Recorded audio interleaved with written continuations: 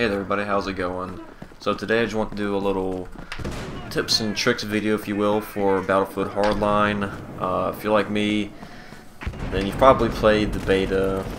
It's open beta, so by the time you're watching this, it might be down, it might not be. Anyways, so I want to do a little tips and trick video, show you how to get better at playing the game if you're not too well, and even if you are good at it, maybe you could learn some tricks from myself and get even better. So anyways, this is going to be a very basic kind of, I'm not going to get very into detail too much because, you know, I myself am learning, but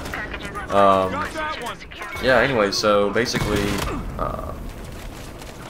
one of the tips I have for you, as of right now, from what I can tell, you can buy battle packs with your money in this game.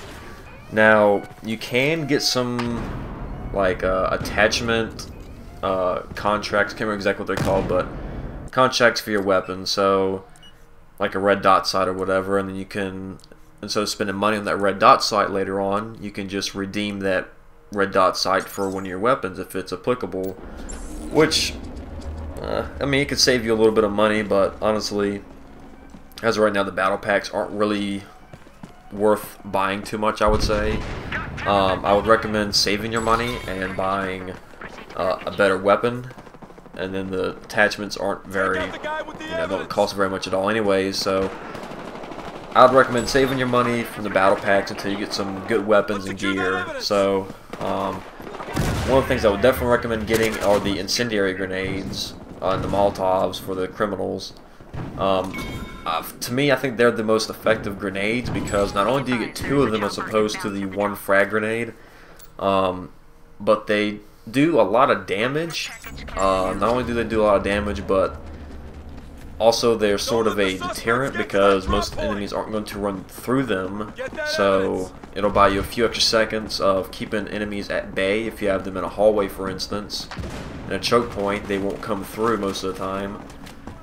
Just like with the tear gas grenades, it's kind of the same effect, except that you actually have a equipment you can buy where, you know, the gas mask where the tear gas grenades won't affect you, whereas the Molotov grenade, obviously, you know, there's no perk for it, or you won't catch on fire and get damaged. So Molotov's very useful, and also not only does you 2 of them, and also they're kind of a, you know, deterrent to walk through it, but also they're kind of a blinding effect too, so they can actually sort of, you know, temporarily blind your enemy's view, if you will. So you can actually throw them against a wall and they'll explode and the wall will catch on fire. So they're actually very well at you know, concealing yourself, almost like a smoke grenade. Not quite as good, but it's kind of a, you know, neat little trick to do if you want to blind your enemies.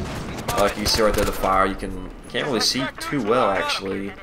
So that's why I think the incendiary grenades, personally, are the best grenades you can get. Plus, you know, I mean, they're actually pretty effective against vehicles too. If you throw them on a vehicle and they explode. So yeah, Molotovs / incendiary grenades, I very highly recommend getting them.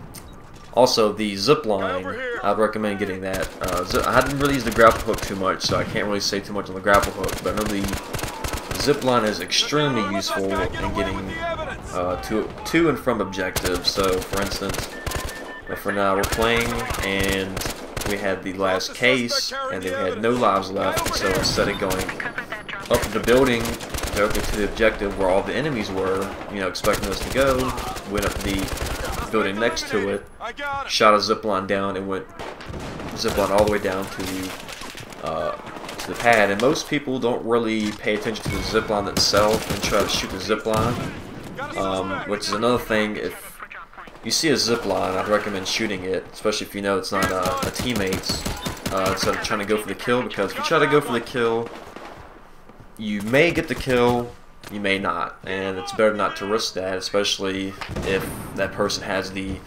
objective that could, you know, potentially win or lose the game for you. So shoot ziplines if you see them, because, you know, if you don't get the kill, you know, be a team player, you know, you would know in your heart that it's because of you that, you know, your team potentially won because you shot their zip line and they couldn't get across as easily, and they have to fall all the way down to the ground and start over. And the zip line, like I said, very useful. Incendiary grenades, very useful. Me personally, I like to play as the medic class and heal myself and teammates. And one of the things I really like that they did with Battlefield Hardline is what I think every Battlefield afterwards should do, is to where you can take ammo or health from a teammate. You know, walking up to them, it'll say, for instance, I'm playing on PlayStation, hold square for ammo or health, because everyone's had that situation to where they needed health or ammo for somebody, but they either didn't know you needed it or just didn't want to throw it down or whatever, and you ended up dying or whatever. So anyways, that's just my little opinion. I really like the operator class, I believe it's called, the medic. The assault rifles, I think they're pretty good. The starting assault rifle isn't great. It's got a lot of recoil to it. If you can get used to it though, it's still very good. But there are some amazing assault rifles later on, like the SSG and the M4A1. And with those, you may or may not know this, but for each class, the crooks and cops and robbers, they have their own specific guns. And you might say, well, that's, you know, that kind of sucks. Right there. It does kind of, but also it's kind of neat how they have it to where, let's say you buy a new gun for one of your classes, you can still use it on your other class if you get enough kills with it, or points. I can't remember if it's kills or points, but you can buy a contract for it in order for you to use it on both classes, so cops and robbers, which is very handy. I know a lot of people haven't really noticed that, so keep that in mind when you're playing the game, that you can, if you get a really good weapon for one of the classes, you can use it for both if you indeed use it a lot and get the contract. Anyways guys, I'll have another video up here soon. Depending on when you watch this, it may already be up, giving a more in-depth look at the new game mode Hotwire, I believe it's called, which is Conquest, but you're driving around in vehicles, on how to absolutely dominate the enemy team in that game mode. Anyways guys, thanks for watching. I hope you enjoyed. Like, subscribe, and hope to see you for more. Thanks.